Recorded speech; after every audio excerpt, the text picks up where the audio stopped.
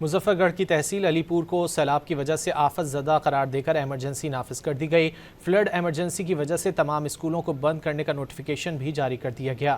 مزید جانیں گے محمد علی سے۔ محمد علی بتائیے گا، ایمرجنسی تو نافذ کر دی گئی، سیلاب کی کیا صورتحال ہے؟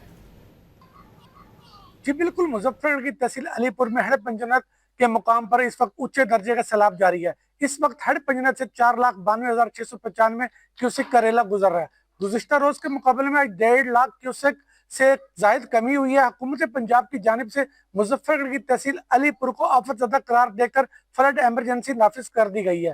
فلڈ ایمرجنسی کی وجہ سے علی پور کے تمام گورنمنٹ و پرائیویٹ سکولوں کو بند کرنے کا نوٹیفیکیشن بھی جاری کر دیا گیا ہے۔ سیلاب کی وجہ سے تحصیل علی پور کے 80 سے 85% جو ہے آبادی متاثر ہوئی ہے، جس کی وجہ سے سیلاب متاثرین کو شدید مشکلات کا سامنا کرنا پڑ رہا ہے۔ اس متعلق ہماری بات ڈپٹی کمشنر عثمان طاہر جپا سے ہوئی ہے۔ ان کا کہنا ہے کہ ضلعی head quarter deputy commissioner office میں فلڈ ریلیف جو ہے وہ کنٹرول روم جو ہے قائم کیا گیا ہے، جو 24 گھنٹے کام کر رہا ہے۔